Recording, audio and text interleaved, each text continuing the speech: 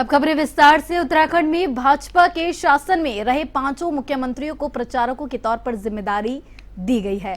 भाजपा ने 2 वर्तमान सांसद और पूर्व में उत्तराखंड के मुख्यमंत्री रह चुके डॉक्टर रमेश पोखरियाल निशंक और तीरथ सिंह रावत को टिकट नहीं दिया है। इस बात पर कांग्रेस के प्रदेश महामंत्री नवीन जोशी ने कहा कि भाजपा एक प्राइवेट लिमिटेड कंपनी बन चुकी है और उन्होंने अपने वरिष्ठ नेताओं को दरकिनार कर दिया है। उन्होंने कहा कि कांग्रेस एनएसयूआई और यूथ कांग्रेस में काम करने वाले कार्यकर्ताओं को आगे लेकर आई है, लेकिन जो लोग कांग्रेस छोड़कर भाजपा में गए हैं उनका भी बुरा हाल है। दूसरी तरफ भाजपा से राज्यसभा सांसद नरेश बंसल ने पलटवार करते हुए कहा कि कांग्रेस को हमें सीख देने की आवश्यकता नहीं है, हमारा कोई मुख्यमंत्री निष्क्रिय नहीं है, बल्कि हम उनका इस्तेमाल लोकसभा चुनाव में करने वाले हैं।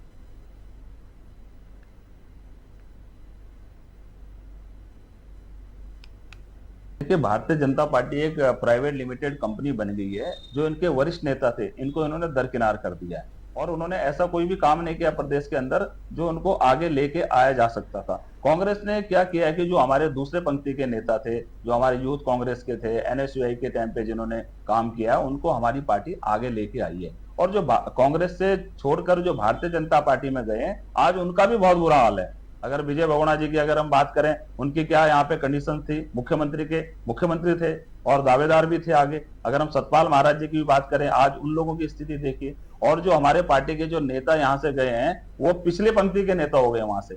और भारतीय जनता पार्टी जो चरण वंदना करने वाले लोग हैं, दिल्ली के अंदर बड़े नेताओं की आओ भगत करते हैं, उनको आगे बढ़ा रहे हैं। कोई इनमें ऐसा कोई चेहरा नहीं है जो जनता की समस्याओं से, जिनका कोई सरोकार रहा, उनका विकास से कोई लेना देना नहीं है और ना क्षेत्र की समस्याओं से उसका कोई लेना देना है। नहीं, कांग्रेस को हमको सीख देने की आवश्यकता नहीं है। हम प्रत्येक कार्यकर्ता का उसके अनुसार उपयोग करते हैं। हमारा कोई मुख्यमंत्री साइडलाइन नहीं है। हम चुनाव में हर एक का उपयोग करने वाले हैं और वैसे भी करते रहे। हमारा कोई मुख्यमंत्री निष्क्रिय नहीं। लोकसभा चुनाव में भाजपा ने टिहरी सीट से महिला प्रत्याशी माला राज्य लक्ष्मी शाह को चुनावी मैदान में उतारा है। दूसरी तरफ कांग्रेस पार्टी ने किसी भी महिला को टिकट नहीं दिया। इस मसले पर भाजपा महिला मोर्चा ने कांग्रेस पर तंज कसा। मोर्चा की प्रदेश अध्यक्ष आशा नोचलियाल ने कहा कि जिस उत्तराखंड को बनाने में महिलाओं में इतना संघर्ष किया, कांग्रेस ने एक भी महिला को टिकट नहीं दिया। दूसरी तरफ कांग्रेस की मुख्य प्रवक्ता गरिमा दसौनी ने पलटवार करते हुए कहा कि आशा नोचलियाल उस पार्टी से आती है जहां पर महिलाओं का कोई सम्मान नहीं होता। आशा नौटियाल उस पार्टी से आती हैं जहां महिलाओं का कोई सम्मान नहीं है। अगर सम्मान होता तो उनको अंकिता भंडारी में भी देवी स्वरूपा, शक्ति स्वरूपा दिखती, उनको पिंकी नेगी, हेमा नेगी, इन सब में भी शक्ति दिखती, उनको मणिपुर की 2 महिलाओं में शक्ति दिखती, उनको महिला पहलवान, कुश्ती पहलवान बेटियों में शक्ति दिखाई पड़ती। तो आशा नौटियाल, जिन्होंने एक शब्द आज तक अंकिता भंडारी के हत्यारों के खिलाफ नहीं निकाला, वो आज बड़ी बड़ी बातें कर रही हैं। और छोटा दिमाग और छोटी सोच क्या को ये परिलक्षित करता है, क्योंकि आशा नौटियाल जी से कहना चाहती हूँ, ये उत्तराखंड के चुनाव नहीं हो रहे हैं कि उत्तराखंड की महिला को प्रतिनिधित्व देना था। ये कोई विधानसभा चुनाव नहीं हो रहे हैं। विधानसभा चुनाव में यदि प्रतिनिधित्व नहीं मिलता तो आपकी बात वाजिब थी, लेकिन ये चुनाव हो रहे हैं देश की दिशा और दशा बदलने वाले चुनाव। ये जो यहाँ से चुनकर जाएंगे, ये पार्लियामेंट में चुनकर जाएंगे। और अगर आप पार्लियामेंट्री चुनाव को लार्जर पिक्चर में देखेंगे तो आप कांग्रेस पार्टी में अनगिनत जो है महिला नेत्रियों को टिकट देते हुए कांग्रेस को देखेंगे या इंडिया गठबंधन को देखेंगे। तो मुझे लगता है कि उनको बड़ी पिक्चर देखनी चाहिए कि पूरे देश में कांग्रेस ने कितनी महिलाओं को प्रतिनिधित्व दिया, ना कि उत्तराखंड की महिलाओं को, क्योंकि ये उत्तराखंड का चुनाव है ही नहीं। खबर काशीपुर से है, जहां विधायक त्रिलोक सिंह चीमा ने अपने 2 वर्ष के कार्यकाल की उपलब्धियों को सामने रखा।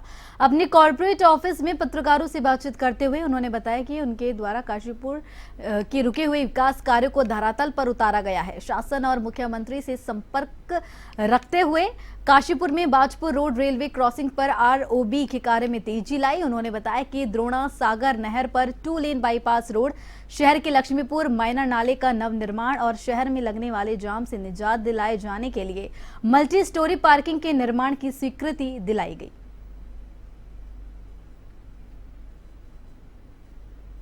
2 वर्ष का जो मेरा कार्यकाल जो पूरा हुआ है, इसमें मैं काशीपुर की जनता को ये बताना चाहता हूँ कि ये 2 साल जो भी मैंने काम किया है, ये उसमें मैंने एक ऑनेस्टली, ईमानदारी और जो मेरी अपनी कैपेबिलिटी है, जो मेरी बेस्ट कैपेबिलिटी जिसमें मैं काम कर सकता हूँ, उसमें मैंने कोशिश की है।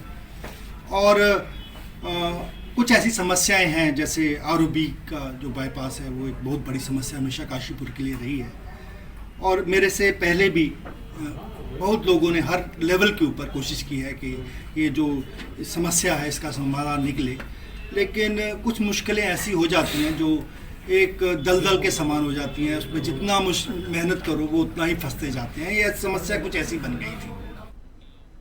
और वहीं लोकसभा चुनाव के पहले चरण के लिए नामांकन प्रक्रिया बुधवार को पूरी हो गई है और चुनाव आयोग ने सभी प्राप्त नामांकन परीक्षण करने के लिए 5 लोकसभा सीटों पर 56 नामांकन सही पाए हैं। इस बात पर अपर मुख्य निर्वाचन अधिकारी विजय कुमार जोगदंडे ने कहा कि 56 नामांकनों में से सबसे ज्यादा 14 नामांकन हरिद्वार लोकसभा सीट पर सही पाए गए हैं, जबकि पौड़ी गढ़वाल के लिए 13, टिहरी गढ़वाल के लिए 11, नैनीताल के लिए 10 और अल्मोड़ा लोकसभा सीट के लिए 8 नामांकन सही पाए गए हैं।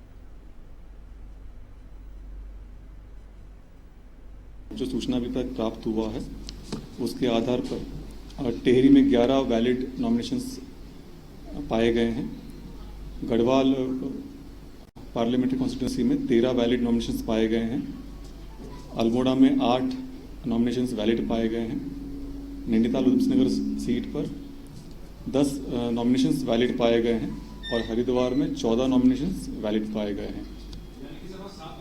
हरिद्वार संसदीय क्षेत्र के अंतर्गत 7 नॉमिनेशन पत्र को खारिज किया गया है। लोकसभा चुनाव सकुशल संपन्न करने और उसमें धन बल को रोकने के लिए प्रशासन मुस्तैद है। गदरपुर क्षेत्र के निर्वाचन के sector magistrate doctor Sandeep Pandey ने दिनेशपुर के नेताजी सुभाष चौक पर वाहन चेकिंग किया। हालांकि वाहन चेकिंग के दौरान किसी भी प्रकार की सामग्री और पैसा बरामद नहीं हुआ है। इस दौरान डॉक्टर संदीप पांडे ने कहा कि चुनाव में धनवाल का प्रयोग को रोकने के लिए वाहन चेकिंग की जा रही है। ये चुनाव के चलते जो है 4 पहिया वाहनों का जो चेक हो रहा है और इसमें अभी तक कुछ भी नहीं मिला हुआ है। अभी तक तो हमने आज लगभग 20 गाड़ियाँ चेक कर चुके हैं। ये तो 19 तारीख तक चलेगा सर, जब तक चुनाव संपन्न नहीं हो जाएंगे यहाँ के, तब तक ये जो है चेक होते रहेंगे वाहन। उत्तराखंड वानिकी प्रशिक्षण अकेडमी हल्द्वानी में 94 वन आरक्षियों और सर्टिफिकेट कोर्स पूरा हुआ। इस प्रशिक्षण कार्यक्रम में राज्य के 94 वन आरक्षियों और वन वर्धन, वन वनस्पति, वन मापिकी, वन अभियांत्रिकी से प्रशिक्षित किया गया। इस मौके पर परीक्षार्थियों ने कहा कि उन्हें जंगल सर्वाइवल, स्नेक रेस्क्यू, वन जीव रेस्क्यू और ट्रैक्यूलाइजेशन, कैमरा ट्रैप, ड्रोन प्रशिक्षण, मीडिया मैनेजमेंट, फील्ड बॉटनाइजेशन, वन अपराध केस स्टडी पर तकनीकी ज्ञान दिया गया। उन्होंने कहा कि अब ज्ञान को वे समाज सेवा में लगाएंगे।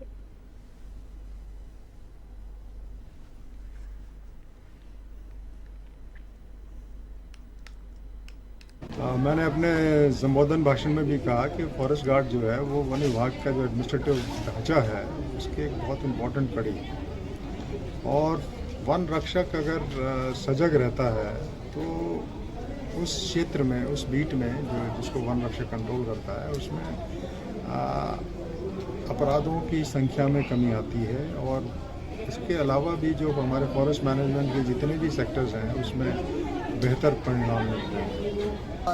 हमें यहाँ पर विभिन्न प्रकार की जानकारियाँ दी गई, जैसे कि वाइल्ड लाइफ, कॉन्फ्लिक्ट से संबंधित, प्लांटेशन से संबंधित विभिन्न प्रकार की जानकारियाँ दी गई हैं। उनको हम भविष्य में अपने फील्ड स्तर पर फॉलो करेंगे तथा और जो हमें अनुशासन से संबंधित यहाँ पर जानकारियाँ दी गई हैं उसको हम भविष्य में फॉलो करेंगे।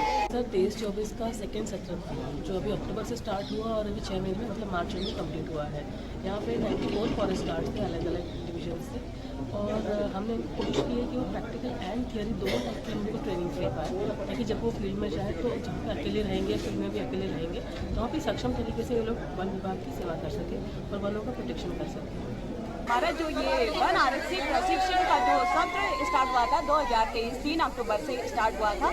हम उसमें एक ट्रेनिंग्स के तौर पर आए हुए थे। आज एक जिम्मेदार वन आरक्षी बनकर फील्ड में जा रहे हैं। हमें इसमें हमारे गुरुजनों द्वारा, विशेषज्ञों द्वारा प्रैक्टिकल में जैसे GPS है, ड्रोन है और कैमरा ट्रैकिंग है और एमस्ट्रैक एप्लीकेशन के बारे में जान।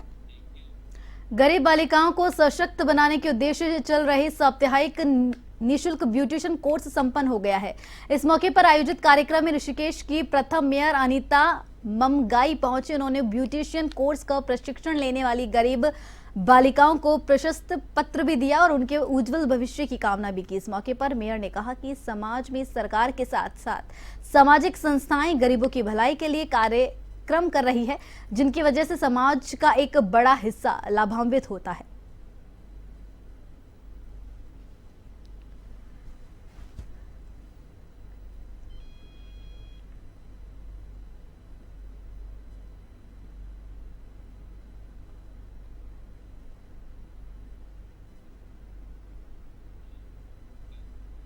तो A1 उत्तराखंड में फिलहाल इतना ही। देश दुनिया की तमाम खबरों के लिए बनी रहिए A1 टीवी के साथ। नमस्कार।